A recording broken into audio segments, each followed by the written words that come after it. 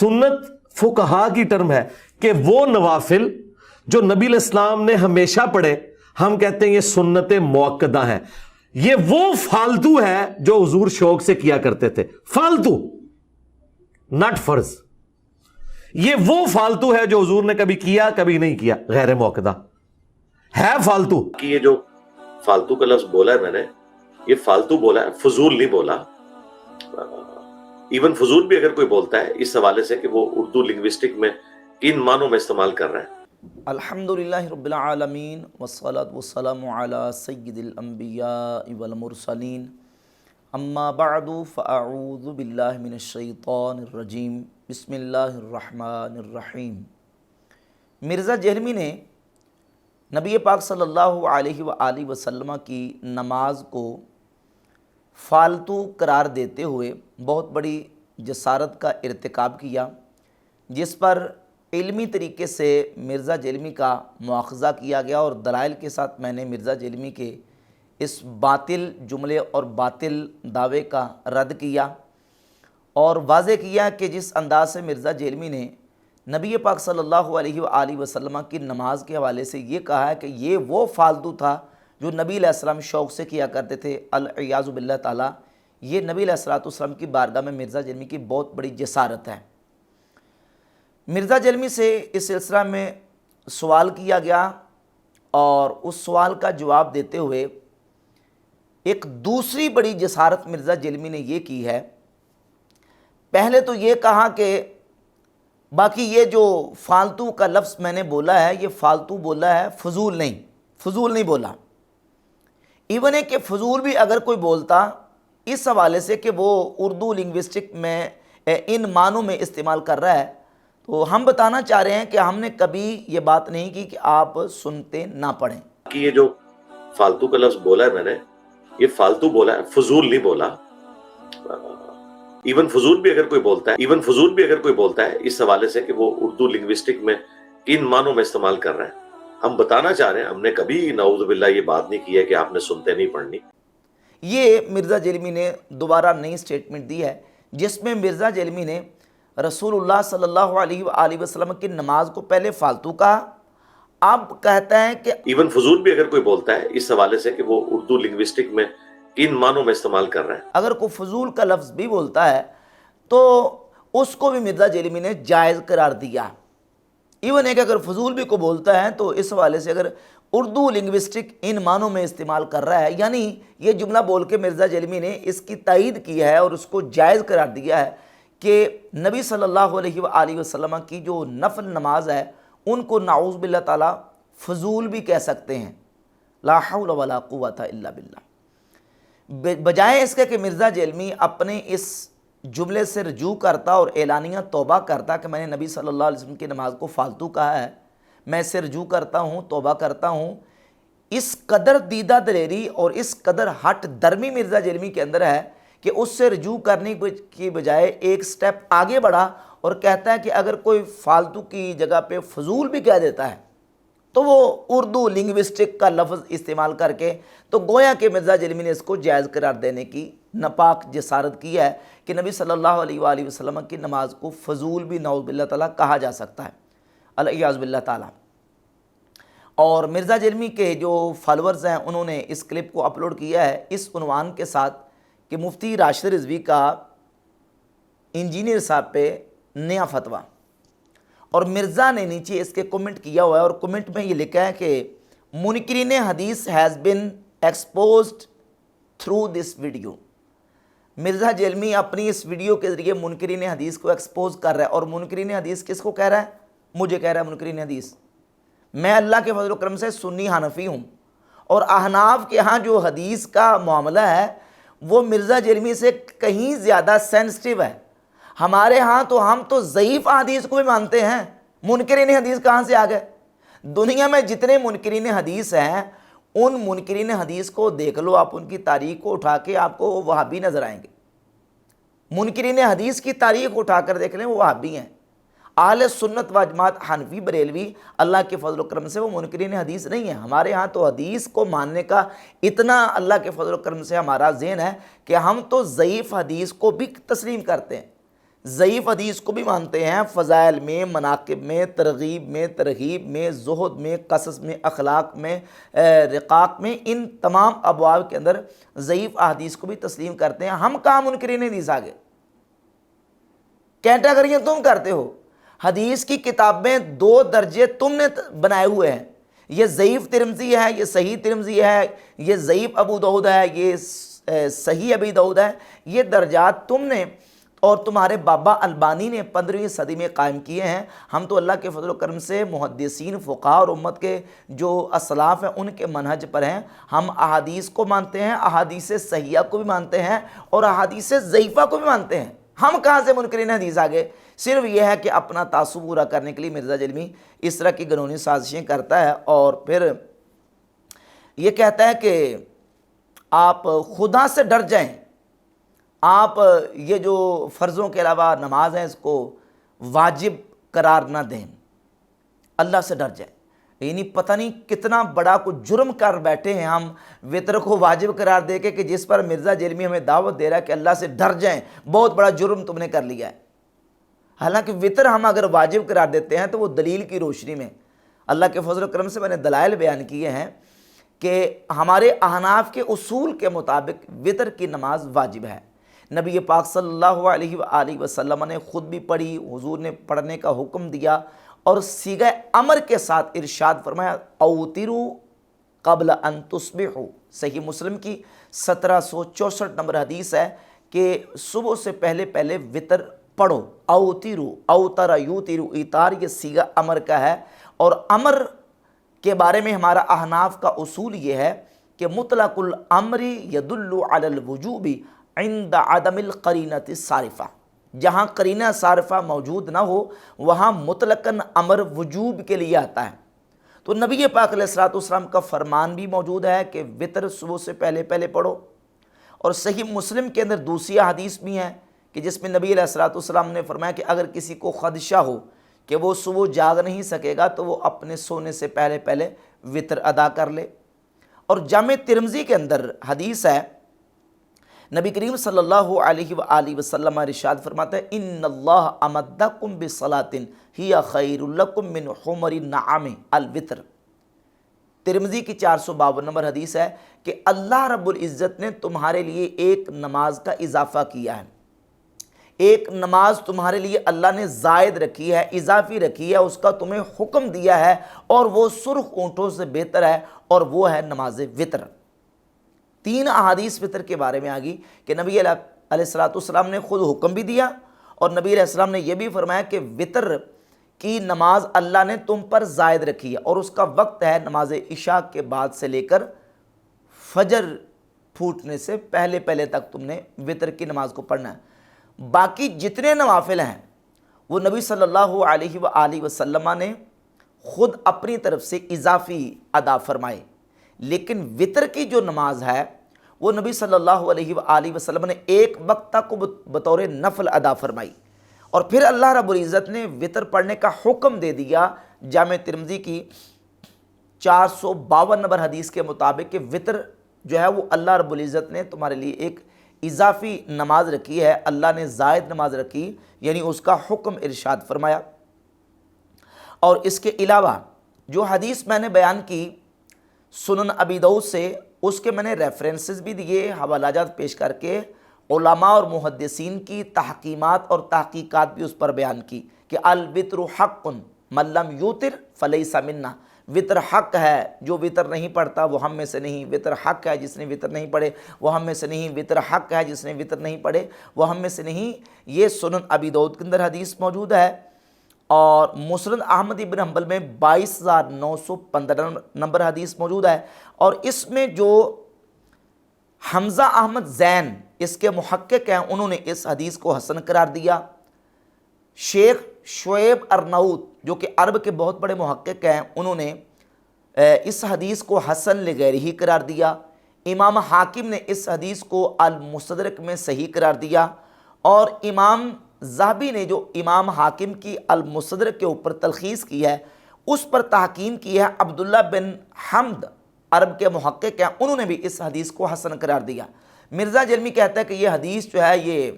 منکر حدیث ہے، چونکہ البانی صاحب نے اور زبیر علی زئی صاحب نے اس کو ضعیف قرار دیا ہے۔ تو بھئی تمہارے زبیر علی زئی اور تمہارے البانی کے ہم پابند تھوڑی ہیں، ہم حنفی ہیں۔ احناف کا موقف جو ہے وہ اپنے منہج کے مطابق، جس طرح محدثین کے ہاں احادیث کو صحیح اور ضعیف کہنے کا منہج ہے، تو احناف اپنے اس منہج کے مطابق احادیث کو قبول کرتے ہیں اور اس کے مطابق احکام جو ہیں اس کو اخذ کرتے ہیں۔ اور پھر میں نے محدثین کے حوالہ جات اور محققین اور ریسرچرز کے حوالہ جات پیش کیے ہیں کہ عرب محقق عبداللہ بن حمد نے اس کو حسن قرار دیا، اور اس کے علاوہ حمزہ احمد زین نے اس کو حسن قرار دیا، شیخ شعیب ارنوت نے اس کو حسن قرار دیا، امام حاکم اس کو صحیح قرار دے رہے ہیں۔ محققین اور محدثین کی تصدیقات و تحقیقات ہیں اس کے اوپر کہ یہ حدیث کا درجہ حسن کی ہے، جس میں نبی پاک علیہ السلام نے فرمایا الوتر حق من لم یوتر فلیس منا، وطر حق ہے، جس نے وطر نہیں پڑھے وہ ہم میں سے نہیں۔ تو یہ تمام دلائل ہیں، ان دلائل کی بنیاد پہ بحمد اللہ تعالی ہم جو وطر نماز ہے اس کو واجب قرار دیتے ہیں۔ اور مرزا کہتا ہے کہ اللہ سے ڈر جائیں، واجب قرار نہ دیں۔ اس میں کون سا کچھ جرم کر لیا ہم نے، احناف نے، کون سا کو گناہ کبیرہ ہو رہا ہے کہ جس میں تم کہہ رہے ہو کہ اللہ سے ڈر جو وطر کو واجب قرار نہ دو؟ دلائل اللہ کے فضل و کرم سے۔ اور باقی جتنی نمازیں ہیں فرضوں کے علاوہ، ان میں سے جو وطر نماز ہے اس کے بارے میں نبی پاک علیہ الصلوۃ والسلام کی صحیح حدیث موجود ہے جامع ترمذی کی کہ اللہ رب العزت نے اس نماز کو اضافی طور پہ رکھا ہے اور یہ تمہارے لیے سرخ اونٹوں سے زیادہ بہتر ہے۔ اس کے بعد وطروں کے بعد باقی جو فرضوں کے علاوہ نماز آتی ہے، مرزا نے اس بات کا بڑا ڈنڈورا پیٹا ہے کہ دیکھیں حدیث کے اندر نفل کا لفظ ہے۔ پہلے تو یہ کہتا تھا کہ حدیث کے اندر صرف نفل کا لفظ ہے، فرضوں کے علاوہ نفل، سنت کا لفظ حدیث میں نہیں ہے۔ تو اب کہتا جی کہ ایک مولوی نے نیا چوہا چھوڑا کہ ترمذی میں سنت کے الفاظ ہیں، اور یہ اسی طرح ایک مولوی نے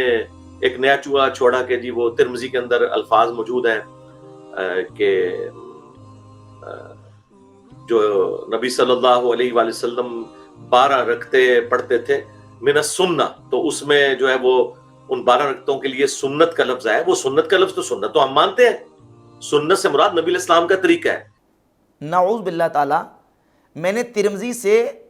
حدیث سے سنت کے الفاظ دکھائے ہیں اور مرزا جلمی اس کو کہہ رہا ہے کہ مولوی نے چوہا چھوڑا۔ نعوذ باللہ تعالی، یہ اس کی زبان اور لینگویج چیک کریں اور اس کی دریدہ دہنی اور چرب زبانی مرزا جلمی کی چیک کریں کہ حدیث سے لفظ ثابت کر رہا ہوں، حدیث سے سنت کا لفظ ثابت کر رہا ہوں، اور کہہ رہا ہے کہ نعوذ باللہ تعالیٰ کہ مولوی نے چوہا چھوڑا، کہ حدیث میں بھی سنت کے لفظ موجود ہیں۔ کہتا ہے ہم کب کہتے ہیں کہ سنت کے لفظ موجود نہیں؟ یہ کہتے ہیں نہیں، ہم سنتے کہہ رہے ہیں جس سنت کا لفظ کسی حدیث میں موجود نہیں ہے۔ حدیث میں 2 ہی الفاظ ہیں، فرض اور نفل۔ کب کہتے؟ تم پہلے کہہ تو رہے تھے، تم نے پہلے یہی کہا ہے کہ نفل کا لفظ آتا ہے حدیث میں، تو سنت کے لفظ بھی نہیں آتے۔ اور میں نے حدیث سے ابن ماجہ کی 1140 نمبر اور جامع ترمذی کی 414 نمبر حدیث سے لفظ دکھا دیے کہ نبی پاک صلی اللہ علیہ وآلہ وسلم نے فرمایا من صابر علی 12 رکعۃ من السنت، کہ جس نے سنت میں سے یعنی 12 رکعات سنت ادا کی، اللہ رب العزت اس کے لیے جنت میں ایک محل تعمیر فرمائے گا۔ اب کہتا ہے اس میں حدیث کے اندر یہ نہیں ہے کہ 12 سنتیں ادا کی، اس میں یہ ہے کہ 12 رکعات سنت میں سے ادا کی۔ اب اس پر میں کیا کہوں کہ جو بندہ اس بات میں فرق بھی نہیں کر رہا کہ 12 رکعات سنت میں سے یا 12 سنت رکعت، ان دونوں کے اندر کیا فرق ہے مرزا جی؟ وہ فرق بتاؤ کہ 12 رکعات سنت میں سے اس کا یہ مطلب نکلتا ہے اور 12 سنتیں اور اس کا مطلب دوسرا نکلتا ہے۔ صرف وہ اپنی ضد اور ہٹ درمی پوری کرنے کے لیے پہلے کہتا ہے کہ سنت کا لفظ نہیں ہے، سنت کا لفظ دکھا دیا، تو اب کہتا ہے جی کہ وہ جو حدیث جو چوہا چھوڑا، نعوذ باللہ تعالیٰ، ایک مولوی نے ایک نیا چوہا چھوڑا کہ حدیث کے اندر سنت کے لفظ موجود ہیں۔ اب یہ کہتا ہے کہ حدیث میں سنت میں سے 12 رکعات ہے، 12 سنت نہیں ہے۔ اور پھر جو سنت کا لفظ استعمال ہوا ہے وہ سنت کا معنی طریقہ، یہ جو فقہا کی ٹرمز ہے نا وہ نہیں ہے۔ بھائی فقہا کی ٹرمز ہوں یا نہ ہوں، تم نے یہ کہا تھا کہ سنت کا لفظ حدیث کے اندر نہیں ہے، وہ ہم نے دکھا دیا۔ اب فقہا کی ٹرمز کیا ہیں؟ فقہا سنت کا لفظ کس جگہ پہ بولتے ہیں اور اصطلاحی معنوں میں سنت کا اطلاق فقہا کس کس عمل پہ کرتے ہیں، یہ دوسرا مسئلہ ہے۔ سنت کا لفظ آ گیا کہ نہیں آ گیا؟ اب آ جائے کہ سنت موقدہ، سنت غیر موقدہ اور محض نفل اور وطر کے جو وجوب کی ہم بات کر رہے ہیں، وطروں کی تو میں نے گفتگو کر دی۔ نبی پاک صلی اللہ علیہ وآلہ وسلم نے فرض نماز سے ہٹ کر اس کے علاوہ باقی جتنی نماز ادا فرمائی ہے وہ آپ علیہ الصلوۃ والسلام نے اپنے طور پر نفل کے طور پر ادا فرمائی ہے۔ وہ بنیادی طور پہ نبی علیہ الصلوۃ والسلام کے لیے نفل ہی تھی، لیکن جب نبی علیہ الصلوۃ والسلام نے نفل ادا فرمائے، کچھ نوافل وہ کہ آپ صلی اللہ علیہ وآلہ وسلم نے ان پر دوام و استمرار اور مواظبت فرمائی، نہ خود ان کو چھوڑا اور نہ امت کے لیے اس کو چھوڑنا پسند فرمایا، اور نبی علیہ الصلوۃ والسلام نے سفر و حضر میں بھی ان کو آپ علیہ الصلوۃ والسلام نے ادا فرمایا، صحت و مرض کی حالت میں بھی آپ علیہ الصلوۃ والسلام نے ادا فرمایا۔ ان نوافل میں سے آپ علیہ الصلوۃ والسلام نے جو مواظبت کے ساتھ سب سے زیادہ ادا فرمائے ہیں وہ فجر سے پہلے 2 رکعتیں ہیں، جس کو ہم سنت موقدہ اس بنیاد پہ کہتے ہیں۔ بیسک نبی علیہ السلام کے لیے وہ نفل تھے، لیکن چونکہ آپ علیہ الصلوۃ والسلام نے اس کو دوام و استمرار اور مواظبت کے ساتھ آپ نے ادا فرمایا تو آپ کی وہ سنت موقدہ قرار پائی۔ سنت تو ہے کہ آپ نے طریقہ اختیار کی، وہ آپ اس کی سنت بن گئی، اور موقدہ اس اعتبار سے کہ نبی صلی اللہ علیہ وآلہ وسلم نے اپنے عمل کے ذریعے سے اس کی تاکید فرما دی۔ حضور علیہ الصلوۃ والسلام کسی کام پر عملاً مواظبت کرتے ہیں تو تاکید تب بھی ثابت ہو جاتی ہے، اور نبی علیہ الصلوۃ والسلام کی طرف سے قولاً حضور علیہ الصلوۃ والسلام کی طرف سے اس کی تاکید بھی آ جائے تو اس کی تاکید اور زیادہ پکی ہو جاتی ہے۔ اب جب سنت جو فجر سے پہلے 2 رکعات ہے اس کو ہم دیکھتے ہیں تو اس پر میں حوالہ جات پیش کر چکا۔ صحیح بخاری میں، صحیح مسلم میں ایک تو فضیلت موجود ہے، اور ایک یہ ہے صحیح بخاری کے اندر 1159 نمبر حدیث ہے کہ سیدہ عائشہ فرماتی ہیں کہ یہ فجر سے پہلے 2 رکعتیں لم یکن یدعہما ابدا،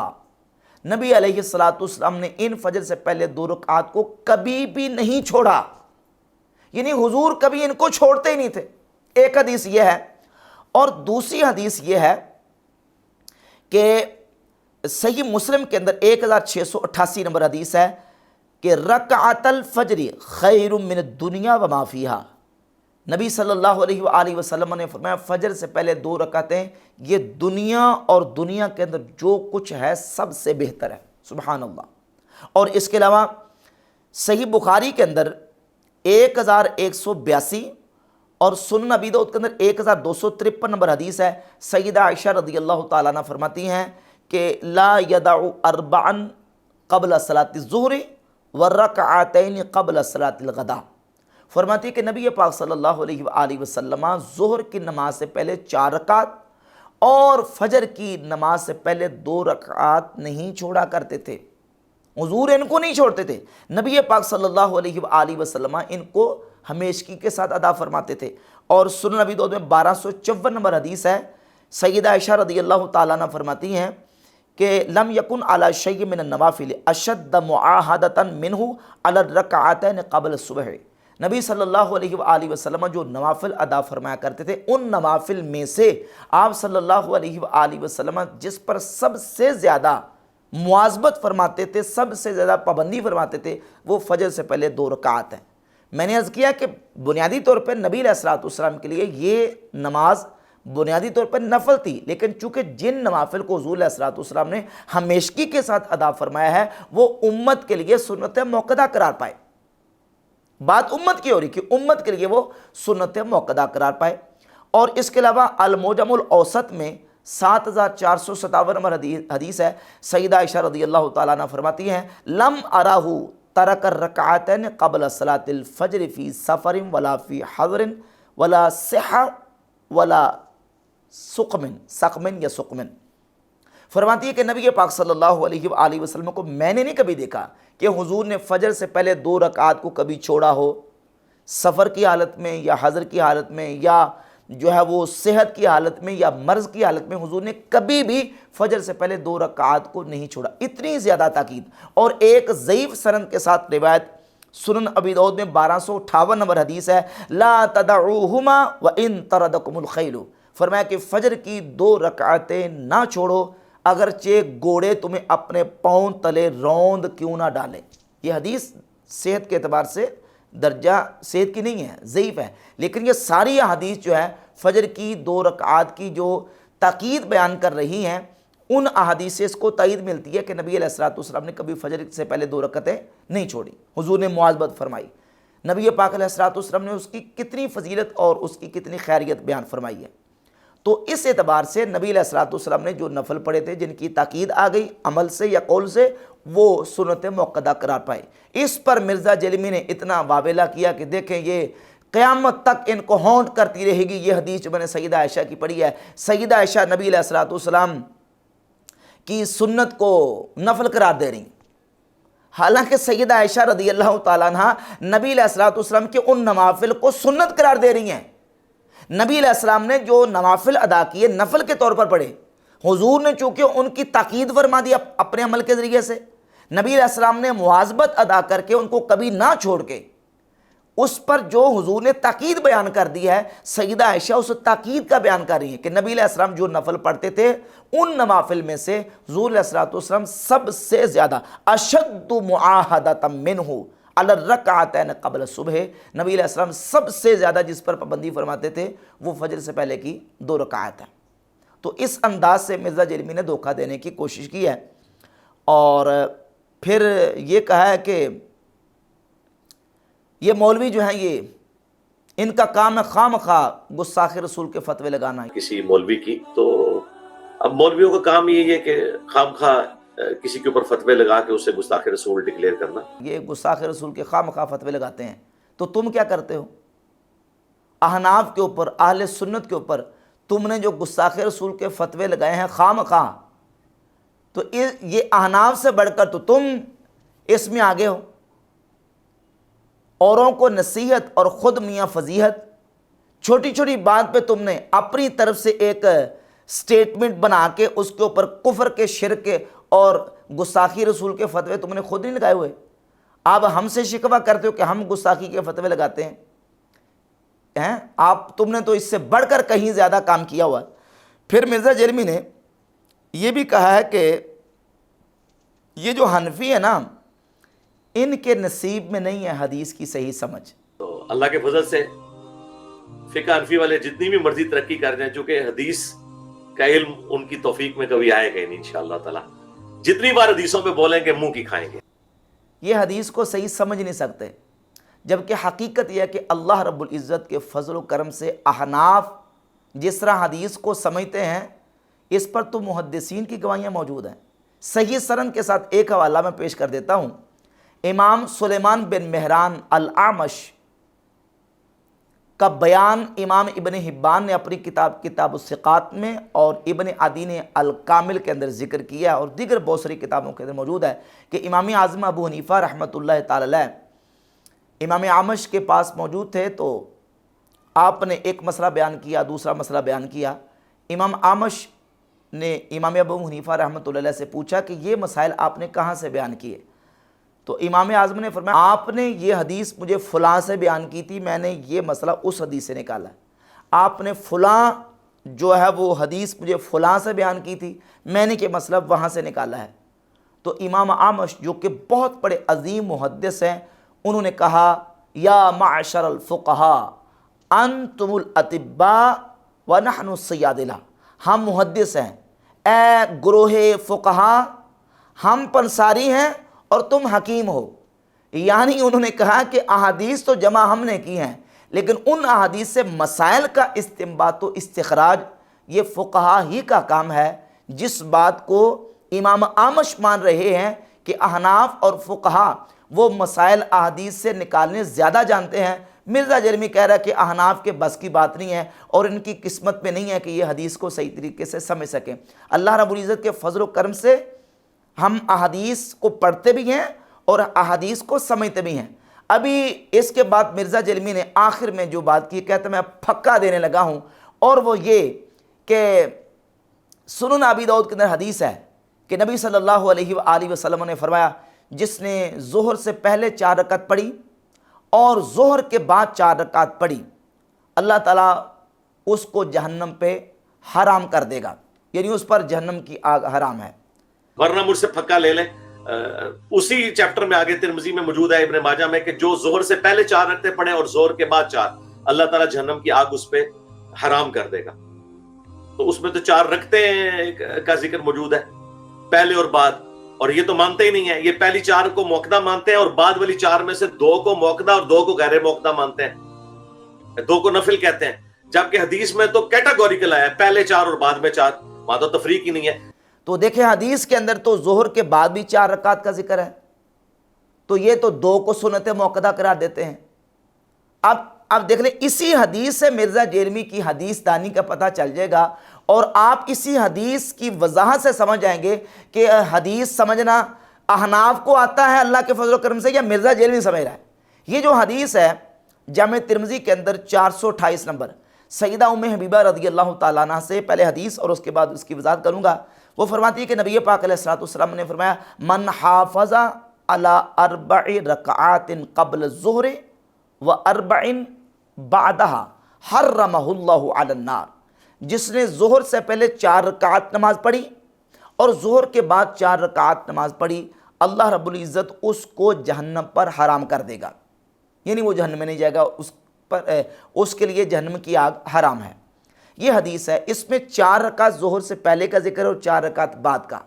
اب مرزا کہتا ہے دیکھیں اس میں تو 4 رکعت ظہر کے بعد کا ہے، تو پھر آپ 2 کو سنت موقدہ کیوں کہتے ہیں؟ تو مرزا جی اس کی وجہ یہ اللہ کے فضل و کرم سے حنفی آپ کو بتائے گا کہ اس کی وجہ کیا، ہم سنت موقدہ 2 کو کیوں قرار دیتے ہیں۔ وہ اس لیے کہ اس حدیث کے اندر ترغیب اور فضیلت ہے۔ ہم نے دیکھنا کہ آیا نبی صلی اللہ علیہ وآلہ وسلم نے